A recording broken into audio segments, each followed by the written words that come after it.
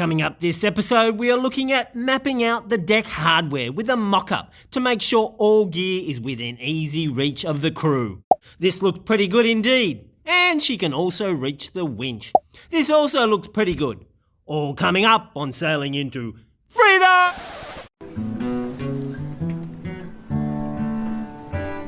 Hey baby, won't you sail with me out on the rolling sea?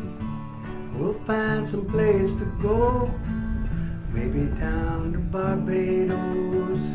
It's an island off somewhere in the middle of nowhere, sailing to freedom, you and me.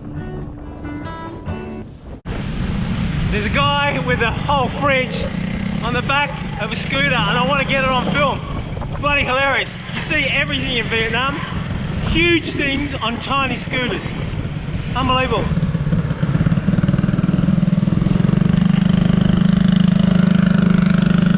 What's your name? My name is Ty. Hello, Ty. Nice to meet you. Nice to meet you too. I'm Where you from? I'm from Australia. Australia? Yeah. Oh, nice country. Where are you from? Vietnam. Oh, I get that a lot. Now the crazy guy with the fridge, he went through the roundabout and I heard lots of tooting, but now he's disappeared.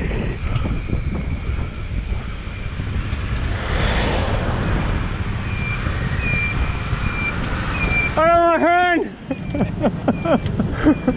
That's a classic.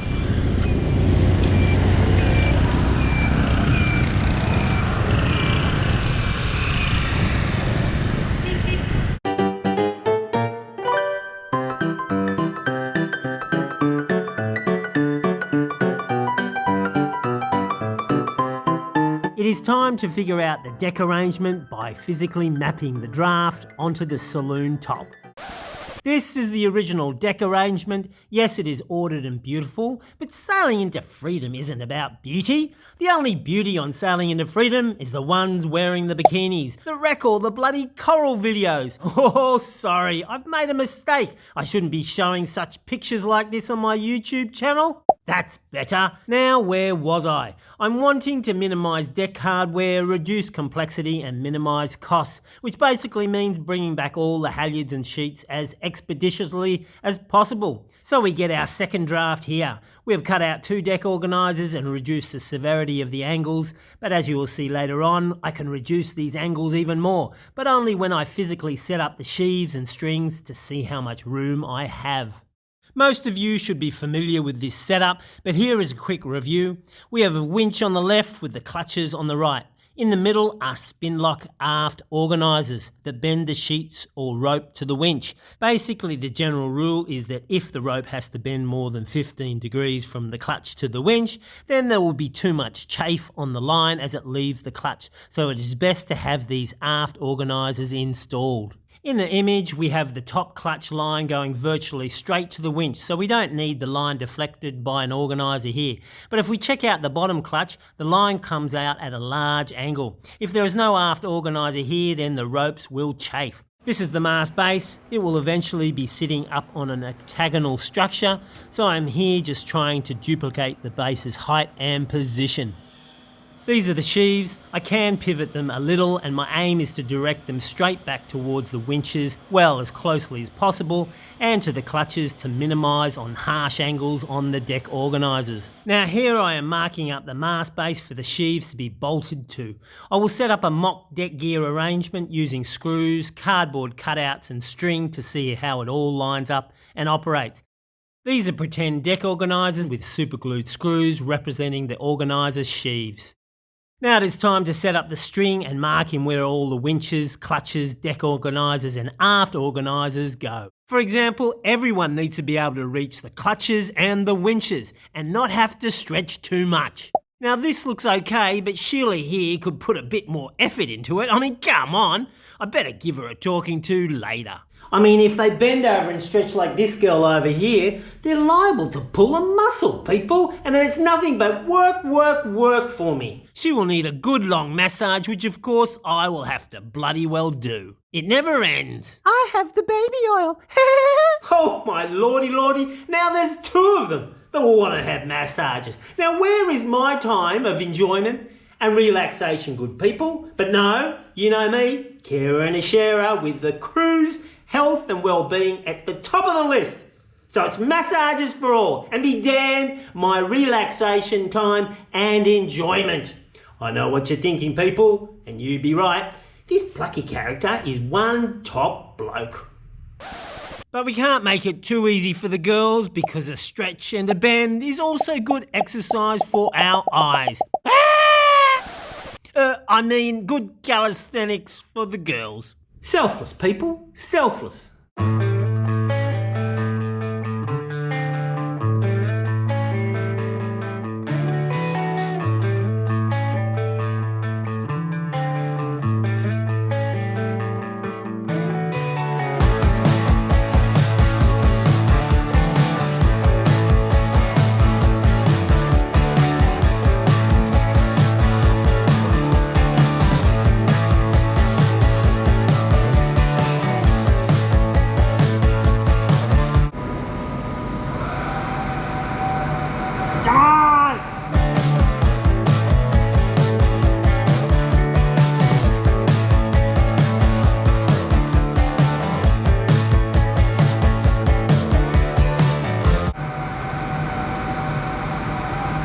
Bugger.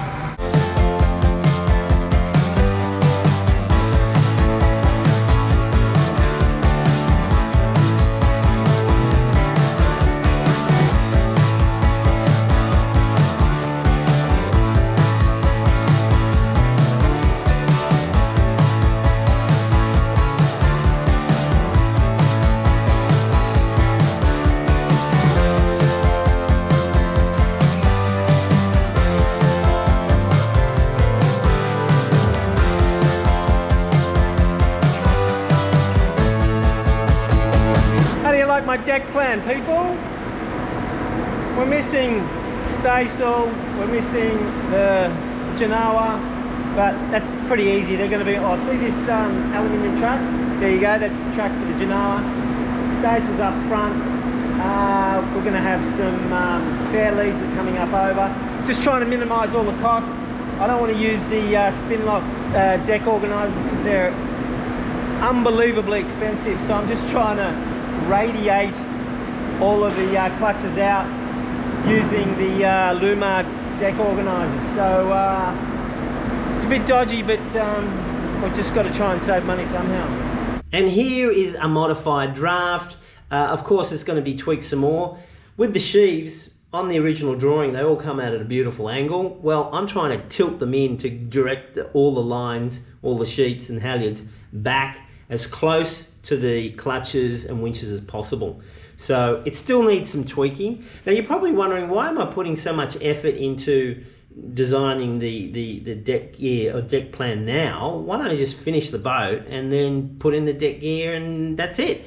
Well, we can't do it because the saloon top is only 3 millimeters shell plate. Now, yes, there are stringers underneath and frames, but you need to have backing plates. And also, I'm trying to save money by not having Genoa and staysail tracks.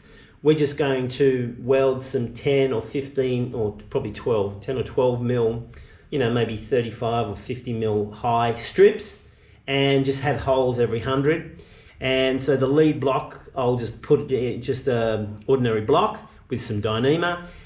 With the trailing block, I might even get, there's a guy here who's got a lathe shop and a milling machine, and I might get him to make some low friction rings and anodize them up so we can actually weld them to the very ends of the so-called tracks.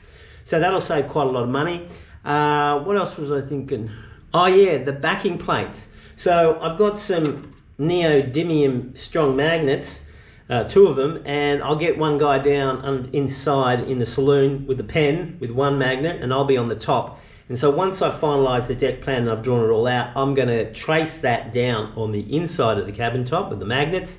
And so we'll know where we need to put strips of aluminium to support the genoa track, the staysail track. We also have to do that for the same for the winches, because the winches are again sitting only on 3 mil, so we'll have to have, I think it's 6 or 10 mil, I can't remember, I've got to see the drawing. Probably 10.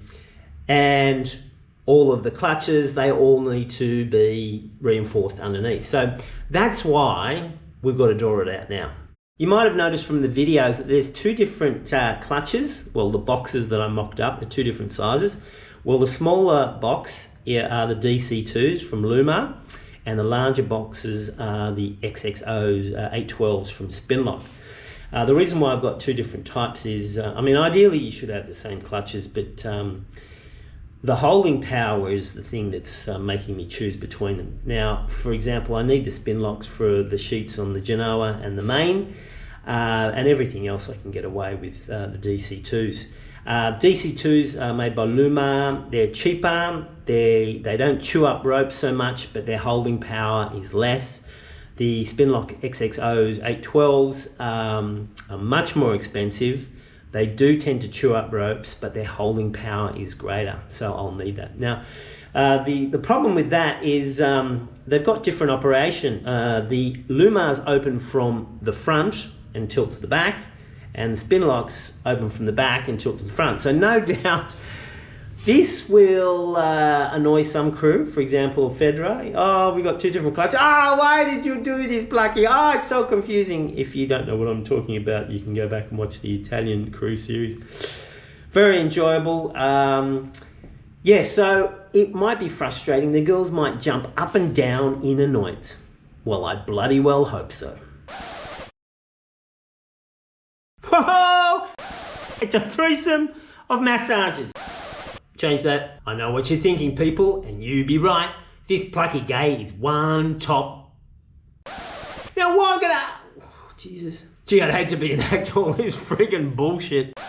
It's my time of enjoyment and relaxation.